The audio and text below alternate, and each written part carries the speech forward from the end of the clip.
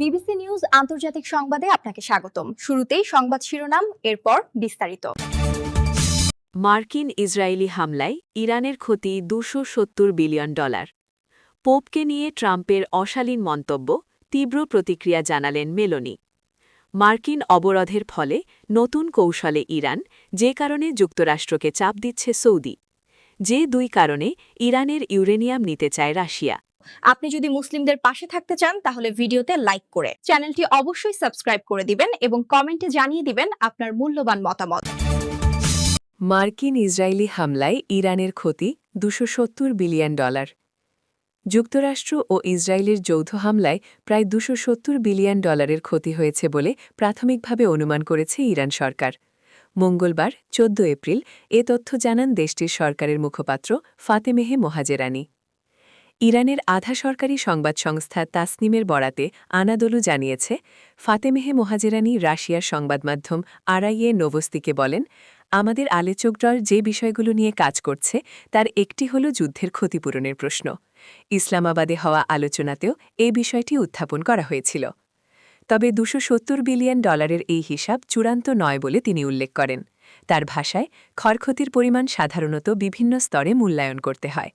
আপনি যদি মুসলিমদের পাশে থাকতে চান তাহলে ভিডিওতে লাইক করে চ্যানেলটি অবশ্যই সাবস্ক্রাইব করে দিবেন এবং কমেন্টে জানিয়ে দিবেন আপনার মূল্যবান মতামত। পোপকে নিয়ে ট্রাম্পের অশালীন মন্তব্য, তীব্র প্রতিক্রিয়া জানালেন মেলোনি। ক্যাথলিক খ্রিস্টানদের সর্বোচ্চ ধর্মীয় নেতা পোপ চতুর্দশ লিওকে নিয়ে যুক্তরাষ্ট্রের প্রেসিডেন্ট ডোনাল্ড ট্রাম্পের অশালীন মন্তব্য ঘিরে তীব্র প্রতিক্রিয়া জানালেন ইতালির প্রধানমন্ত্রী জর্জিয়া মেলোনি। মঙ্গলবার 14 এপ্রিল এক বিবৃতিতে মেলোনি বলেন, পোপ সম্পর্কে ট্রাম্পের মন্তব্য গ্রহণযোগ্য নয়। তিনি জোর দিয়ে বলেন, পোপ হলেন ক্যাথলিক চার্চের প্রধান। তিনি শান্তির আহ্বান জানাবেন এবং সব ধরনের যুদ্ধের নিন্দা করবেন। এটাই স্বাভাবিক ও সঠিক। এর আগে সাংবাদিকদের সঙ্গে কথা বলার সময় ট্রাম্প পোপের সমালোচনা করে বলেন, আমরা এমন কোনো পোপকে পছন্দ করি না যিনি পারমাণবিক অস্ত্র থাকা সত্ত্বেও তা গ্রহণযোগ্য বলে মনে করেন। তিনি এমন একজন ব্যক্তি যিনি চান আমরা এমন দেশগুলোর ব্যাপারে নরম থাকি যারা পারমাণবিক অস্ত্র তৈরি করে বিশ্বকে ধ্বংসের ঝুঁকিতে ফেলছে। ছাড়া ট্রাম্প পোপকে দুর্বল এবং আন্তর্জাতিক সম্পর্ক পরিচালনার ক্ষেত্রে অনুপযুক্ত বলেও মন্তব্য করেন।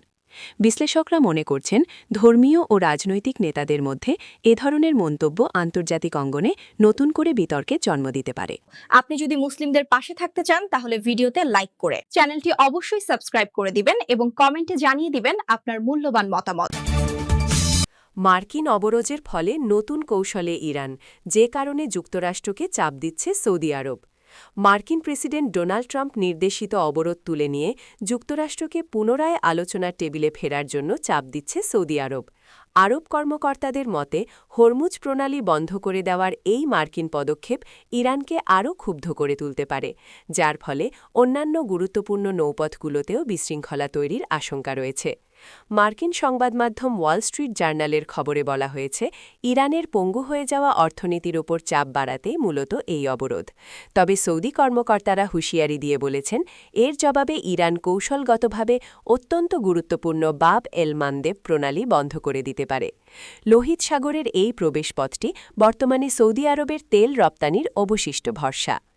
যুদ্ধের শুরুতে হরমুজ প্রণালীতে হামলা চালিয়ে ইরান এই পথটি বন্ধ করে দেয়, যার ফলে বিশ্ববাজারে দৈনিক প্রায় 1,30,00,000 ব্যারেল তেল রপ্তানি আটকে গেছে এবং তেলের দাম ব্যারেল প্রতি $100 ওপরে উঠে গেছে। এই পথটি পুনরায় উন্মুক্ত করার যে মার্কিন প্রচেষ্টা, সৌদি আরবের বর্তমান অবস্থান মূলত তার সীমাবদ্ধতা ও ঝুঁকিরই বহিঃপ্রকাশ। গত সপ্তাহান্তে ট্রাম্পের বোমাবর্ষণ আর আলোচনার হুমকি যখন ইরানকে দমাতে ব্যর্থ হল, তখন সোমবার থেকে ইরানি বন্দরগুলোর ওপর অবরোধ কার্যকর হয়।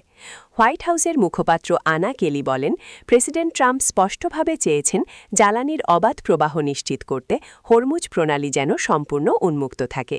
প্রশাসন নিয়মিতভাবে উপসাগরীয় মিত্রদের সঙ্গে যোগাযোগ রাখছে, যাতে ইরান যুক্তরাষ্ট্র বা অন্য কোনো দেশকে জিম্মি করতে না পারে।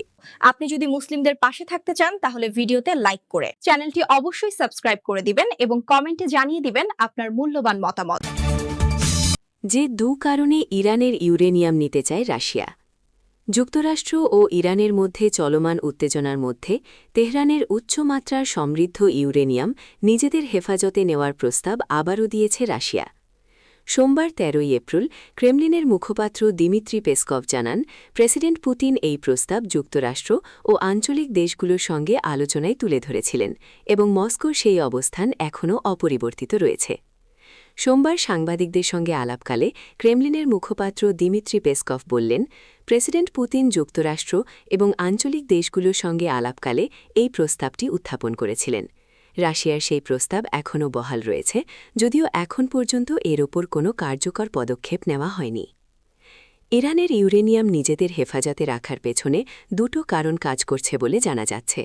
প্রথমটি হচ্ছে পারমাণবিক অস্ত্র তৈরির আশঙ্কা দূর করা।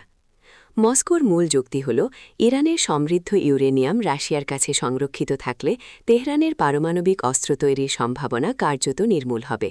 এতে করে আন্তর্জাতিক পরিমণ্ডলে উদ্বেগ কমবে, সঙ্গে সঙ্গে স্থিতিও ফিরে আসবে বিশ্বে।